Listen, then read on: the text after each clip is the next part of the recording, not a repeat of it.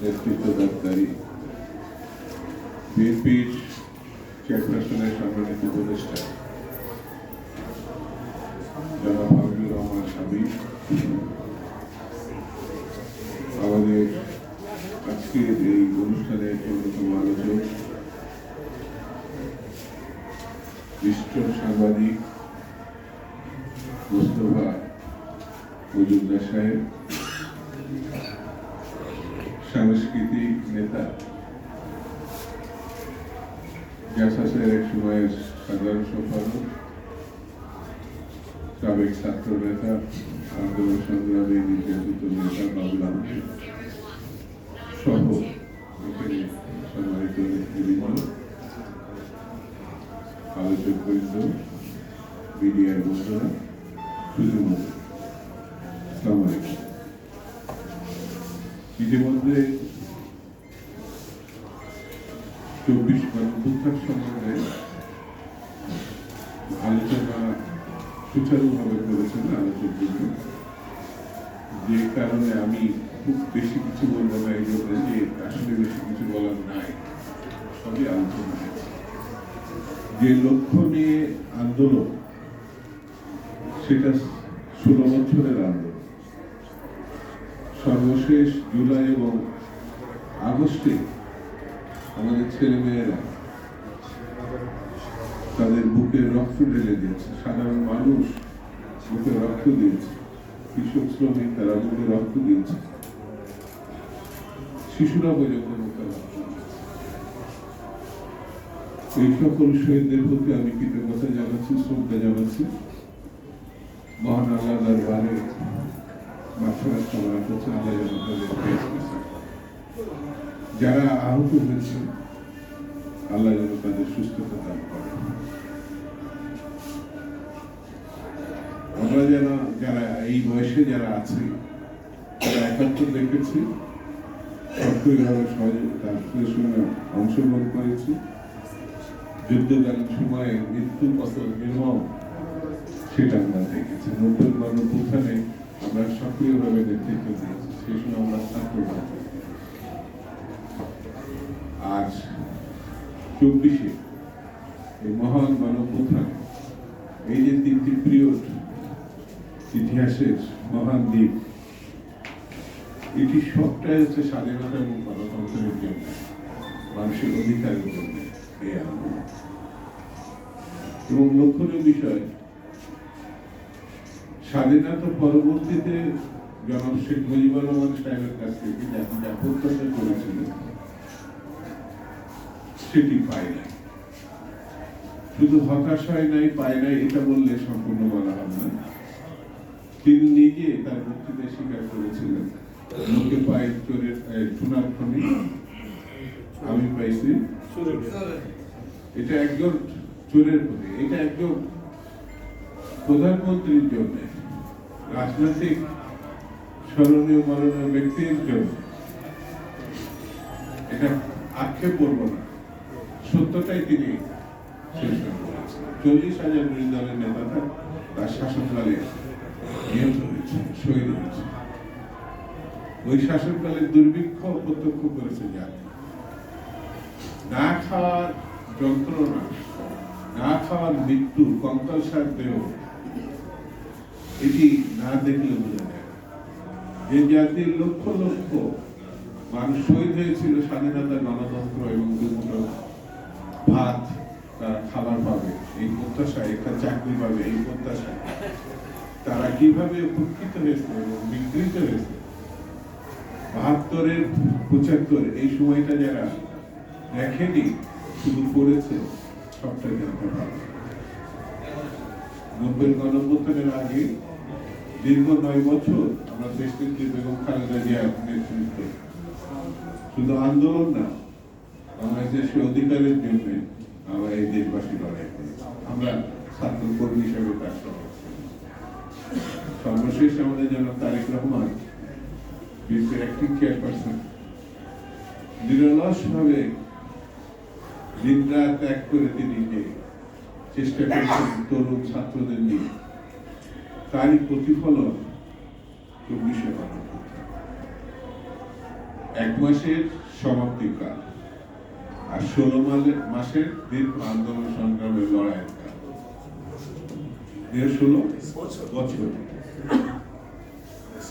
5,500 নেতা কর্মী, বিএনপি অন্যান্য দলেরও আছে, ছাত্র দল, যুব দল, শ্রমিক দল, মেহনতি মানুষ যারা বিএনপির সঙ্গে ছিলেন তারা লড়াই করেছেন এবং আমি এই সুদীর্ঘ কালের যে লড়াই, সেই লড়াইয়ের পরিসমাপ্তি 24 জুলাই আগস্টের গণঅভ্যুত্থানে, তার 1 বছরকে প্রত্যাশা তো গণতন্ত্র, প্রত্যাশা তো স্বাধীনতা, প্রত্যাশা তো অধিকার, প্রত্যাশা তো চাকরি, প্রত্যাশা তো খাওয়ার, আমি নির্বিঘ্নে চলাফেরা। এইভাবে যদি আমি দেখি সেই প্রত্যাশা গত 1 বছরের মধ্যে কতটুকু পূরণ করা সম্ভব।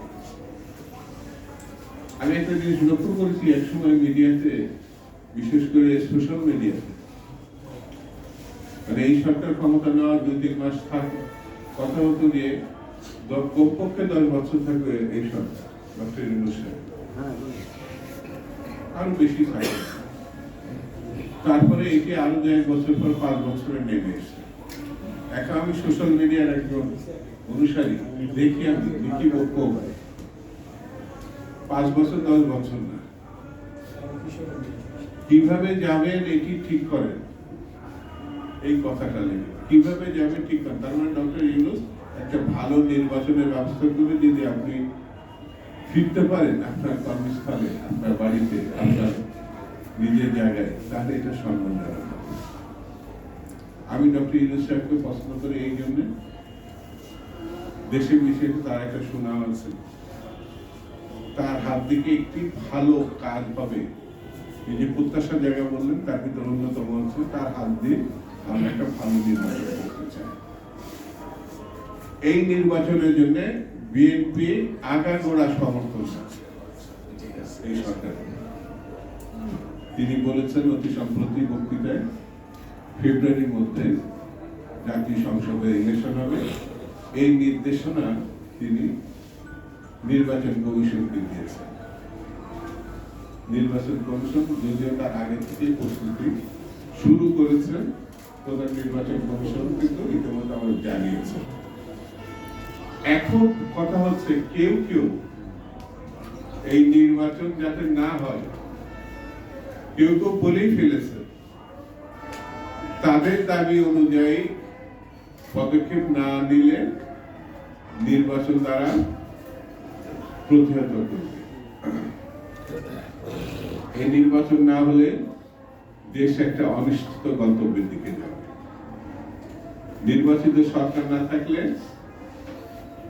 যে কঠিন সিদ্ধান্ত নিতে হয়, একটি অন্তর্বর্তীকালীন সরকার ওই সিদ্ধান্ত দিতে পারে না।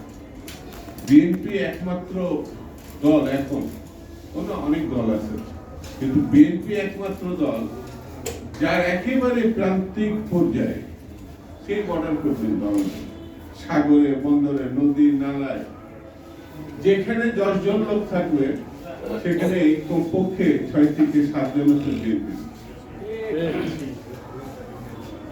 আওয়ামী লীগ ছিল, পালিয়েছে।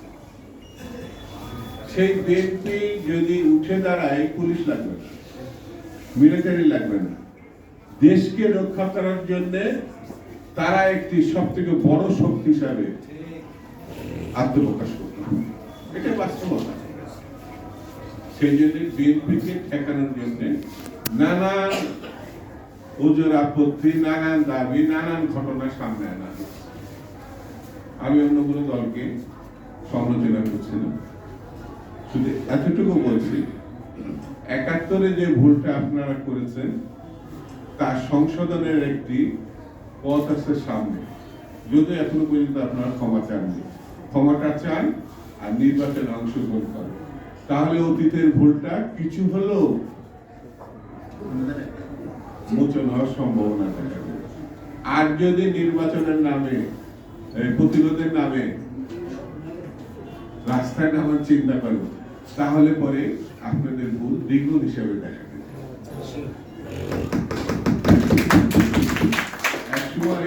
আন্দোলনের স্বার্থে, সংগ্রামের স্বার্থে, লড়াইয়ের স্বার্থে আপনাদেরকে বিএনপির মতো দল সমর্থন দিয়েছিল, পাশে রেখেছিল।